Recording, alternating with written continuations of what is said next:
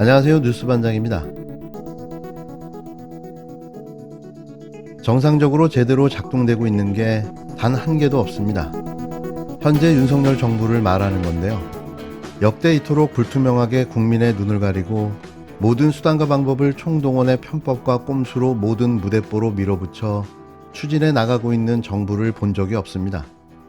들키면 철회하고 안 들키면 그대로 직진인 거죠. 설령 들키더라도 전 정부 책임이라며 떠넘기기에 급급하고 있는데요.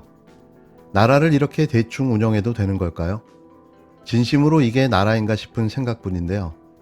묻지도 따지지도 않고 돈 쓰는 데만 혈안이 되어 있습니다.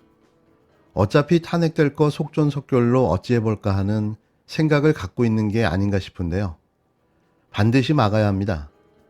대통령 경호처가 대통령실에 반입하는 택배를 검색하는 건물을 새로 짓는데 25억가량 추가 예산을 요청한 것으로 확인됐다며 YTN이 단독 보도했습니다.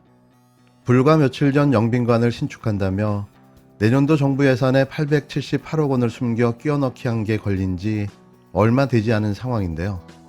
또 걸린 겁니다. 국빈 환영장에 설치할 레드카펫을 새로 만드는 비용 8천만 원을 비롯해 드러나지 않았던 대통령실 이전 관련 예산 34억여 원이 추가로 확인됐는데요. 뭐가 또 어디에 숨겨져 있는지는 알 수가 없는 거죠.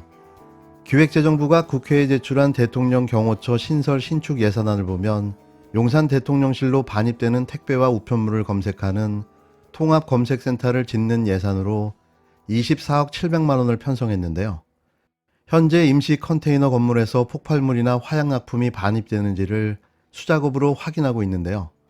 검색 장소가 협소해 새로 지어야 한다는 겁니다. 지난 3월 대통령실 이전 발표 시엔 반영되지 않았던 부분인데요. 쥐도새도 모르게 슬그머니 예산에 끼워 넣은 거죠. 끼워 넣은 예산은 더 있습니다. 외빈 방문이나 국경일 등 정부 행사로 대통령실 경내에 국빈 환영식장을 설치할 때 카펫을 까는데요. 제작 비용으로 8천만 원이 예산에 반영됐습니다. 청와대에서 용산으로 이전한 만큼 새로 만들어야 한다는 게 그 이유인데요. 대체 얼마나 많은 카펫이 필요하면 8천만 원이라는 예산이 책정됐을까요? 자신들이 무슨 영화제에 초청된 배우인 줄 착각하는 모양입니다. 이것 말고도 대통령실 이전 1주년 기념 행사비에 5억 원, 청와대 국민개방 홈페이지 제작 비용 4억 7,100만 원, 서고 부족을 이유로 대통령 기록물 수집 차량 대여 비용 1,100만 원도 예산안에 포함됐는데요. 이렇게 새로 파악된 대통령실 이전 예산은 34억여 원에 달했습니다. 대통령실 이전 결정 당시 496억 원이었던 이전 비용은 영빈관 신축 논란 이후 각 상임위별로 예산안에 대한 집중 검증이 이루어지면서 곳곳에 숨겨져 있던 예산들이 발견되고 있는 건데요. 흡사 보물찾기가 시작된 거죠. 정부 예산안 곳곳에 지금까지 드러나지 않았던 대통령실 이전 비용이 속속 확인되고 있는 겁니다. 국정감사를 앞두고 소요 예산을 명확히 밝히라는 야당의 공세가 거세지고 있는 가운데 이 기회에 관련 내용을 투명하게 공개하고 국민의 동의를 얻는 과정이 필요하다는 주장도 제기되고 있는데요. 뭘 또 얼마나 숨겨놓은 걸까요? 꽁꽁 숨겨놓은 윤석열 정부의 허튼 예산 찾기. 이게 대체 뭐하는 일일까요?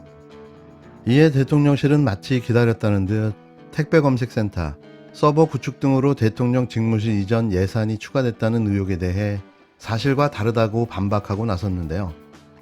대통령실 대변인은 21일 오전 언론 공지를 통해 기사에 언급된 예산안은 대통령 직무실 용산 이전과는 전혀 무관하며 이전 정부에서 불필요했던 예산이 새로이 생겼다는 주장과 사실과 다르다고 목청을 높였습니다. 대통령실은 택배검색센터를 짓는 사업의 경우 청와대 직무실을 이용하던 문재인 정부 시절인 2021년 결정돼 시작된 사업으로 우리 정부에서 신축하기로 결정된 사안이 아니라고 강조했는데요. 이어 점차 고도화되는 테러 위협에 대비하기 위해 경호시설 첨단화 필요성이 이전 정부에서부터 제기됐다며 문재인 정부 시절 해당 예산안이 국회에 논의돼 통과됨에 따라 올해부터 1차 년도 사업이 진행되고 있으며 우리 정부는 업무 연속성을 위해 이를 계속해 추진하고 있는 것에 불과하다고 밝혔습니다. 이게 말이 된다고 생각하십니까? 문재인 정부의 대통령실은 광화문 청와대에 있습니다. 지금 윤석열 정부의 대통령실은 용산에 있고요. 이렇게 끼워 맞춰서 핑계를 대기도 힘들 텐데요. 사업을 중단하면 끝 아닌가요? 그리고 청와대 어디에서 이런 시설을 짓고 있는 거죠? 1차년도 사업이 진행됐다면 결과가 있어야 할 텐데요. 전 정부 탓을 할 거면 사업을 중단하면 될 일입니다. 그걸 왜 용산으로 가져가 신축한다면서 문재인 정부 책임과 핑계를 대는 겁니까? 사업의 연속성이라는 말 자체가 성립이 안 되는데요. 이건 다른 공간에 신축 건물을 짓는 사업입니다. 윤석열 정부는 매사가 이런 식입니다. 옹졸하고 치졸하며 비열하기까지 한 작태. 단 한 번도 진정성 있는 답변을 내놓은 적이 없습니다. 9월 1일부터 20일까지 무역 수지가 41억 달러 적자를 기록한 것으로 나타났습니다. 관세청이 집계한 자료를 보면 이 기간 수출액은 330억 달러로 지난해 같은 기간보다 8.7% 줄었습니다. 같은 기간 수입액은 371억 달러로 6.1% 증가했는데요. 윤석열 정부 들어 올라가는 게 하나도 없습니다. 죄송합니다. 물가는 계속 오르고 있죠. 지난해 같은 기간에는 11억 6천만 달러 흑자였지만 올해는 원유나 가스 등 에너지원 수입액이 크게 늘어 41억 달러 적자를 봤다는데요. 매년 조금씩 상승하는 에너지 수입액이 왜 유독 이 정부에서는 가장 큰 악재인 걸까요? 올해 들어 이달 20일까지 누적 무역 적자는 292만 달러입니다. 지난해 같은 기간에는 218만 달러 흑자였는데요. 이런 적자의 이유가 에너지원 수입액에 있다고 판단한 윤석열 정부는 느닷없이 에너지 절약 방안을 마련하겠다고 급발진하고 나섰습니다. 너무 웃긴 상황이 펼쳐지고 있는 거죠. 마치 70년대 새마을운동과 한등끄기 운동을 보는 듯한데요. 이러다가 통금까지 생길지 모르겠습니다. 아니, 이 정부의 수준은 왜 항상 이 모양 이 꼴아질까요?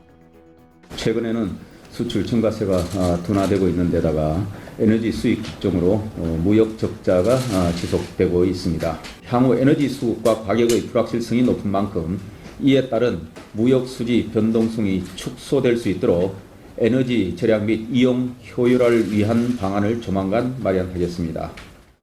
과연 어떤 정책이 나올까요? 이들의 머릿속에는 무엇이 들어있을까요? 무역 수지 적자가 대한민국 국민들이 에너지를 아끼지 않아서 벌어지고 있는 일일까요? 아니면 국민들이 허리띠를 졸라매고 에너지를 아껴야만 무역 수지 적자가 흑자로 전환되는 걸까요? 이 봉숭아 악당 같은 윤석열 정부의 코미디 정책과 국정 운영은 국민만 닥달하면 모든 게 다 해결된다는 근대적 사고에서 벗어나지 못하고 있는 듯합니다.